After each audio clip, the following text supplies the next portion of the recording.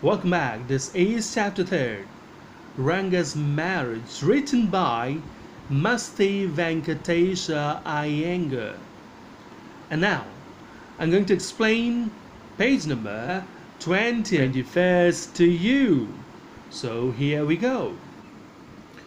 Ratna came. It was a Friday, so she was wearing a grand sari. I told her to sit in my room and requested her to sing a song. I sent for Ranga. While she was singing the song Krishnamurti in front of my eyes, Ranga reached the door. So here these lines say, the next day was a Friday and Ratna went there wearing a grand sari. The author asked her to sit in his room and sing a song. In the meantime, he summoned Ranga. She started it and went on singing. The lyrics of the song being Krishnamurti in front of my eyes. Next part now.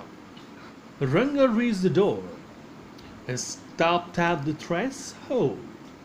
He did not want the singing to stop, but was curious to see the singer.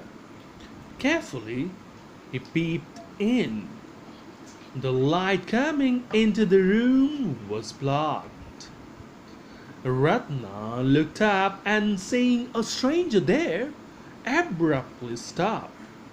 So here this line say, when Ranga arrived there, the song was still on. Not wanting to disturb her, he waited at the door. With curiosity in mind, he peeped in to know of the singer. This covert approach of his alerted the girl, and she stopped the song at the sight of a stranger there. Next part now. Suppose you buy the best quality mango. You eat it slowly, savoring its peels before biting into the juicy flesh. You do not want to waste any part of it. Before you take another bite, the fruit slips out of your hand and falls to the ground. How do you feel? Ranga's face showed the same disappointment when the singing stopped. So here this line say, the author cited an example here and compared Ratna's song with that of the best quality mango, of which one would first relish the skin and then go for the juicy flesh. Here, after taking the first bite, if it drops out of hand and falls on the ground, there comes huge disappointment. Here the same disappointment was witnessed on the eyes of Ranga when the song had stopped all of a sudden. Next part. You sent for me? He asked as he came in and sat on a chair. Ratna stood at a distance, her head lowered. Ranga repeatedly glanced at her. Once our eyes met and he looked very embarrassed. No one spoke for a long while. So here this line say, the song having stopped, Ranga went in and asked if he sent for him. Ratna stood up at a distance now, but she kept her head low. Ranga, conscious of the presence of a girl in the room, repeatedly looked at her. There came an embarrassing moment when author caught him stealing his eyes and following her. Consequent to this, no one talked for a while. Next part now. It was my coming in that stopped the singing. let me leave. Words, mere words. The fellow said he would leave, but did not make a move. How can one expect words to match actions in these days of Kali Yuga? So here these lines say, after that lull in conversation, Ranga spoke and said, his coming in interrupted the singing, so allow him to take his leave. But those were only words. The young man did not budge at all. The author called it the impact of Kali Yuga, where words never followed our actions. Next part now.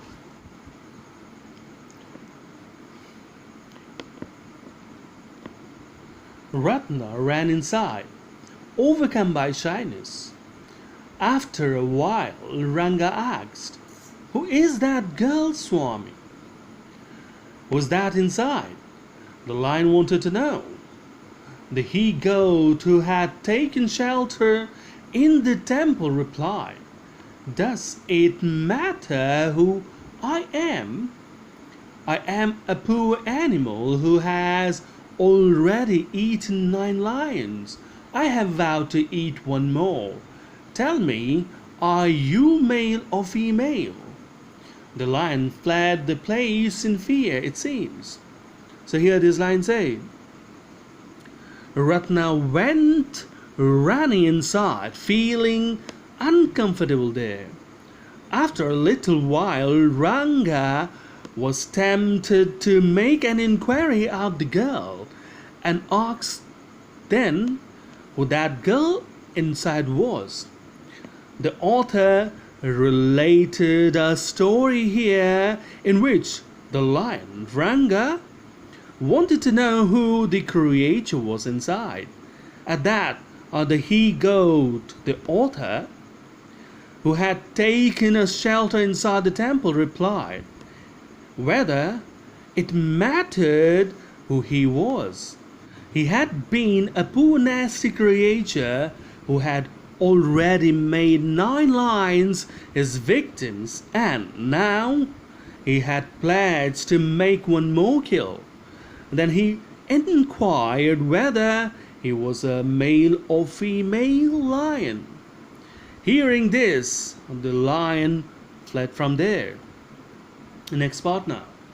Like the he-goat, I said, what does it matter to either of us who she is?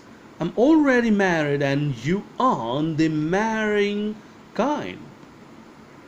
Very hopefully he asked, "She isn't married then?" His voice did not betray his excitement, but I knew it was there.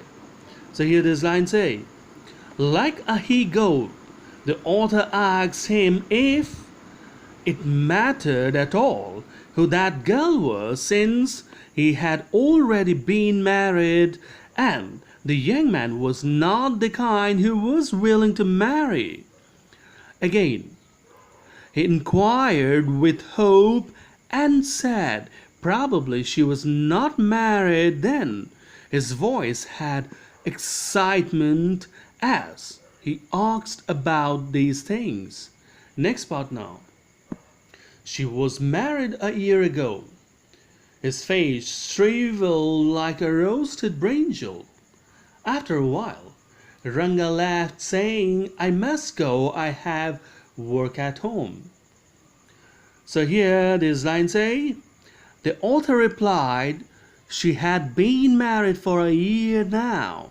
His face shrunk at the reply and took leave. That is, he took leave of the author with the excuse of having work at home. Next part now. I went to our Ch-3 the next morning and told him, "Keep everything ready to read the stars. I'll come later." I tutored him in all that I wanted him to say. So here this line say, the author then moved to the Ch-3 and asked him to keep everything ready to make predictions. He said he would come later and taught him everything that he wanted him to say then. Next part now. I found no change in Ranga when I met him that afternoon. What's the matter? You seem to be lost in thought, I said. Nothing's wrong, believe me. Headache, come, let's go and see a doctor. So here this line say, the author noticed no change in Ranga's mood when he went to see him that afternoon. Then wanting to know the reason behind such a mood, he asked, what's the matter with him? Ranga evaded it, saying it was just a plain headache. At that, the author suggested him that they should go to the doctor. So this is all for now. Thank you.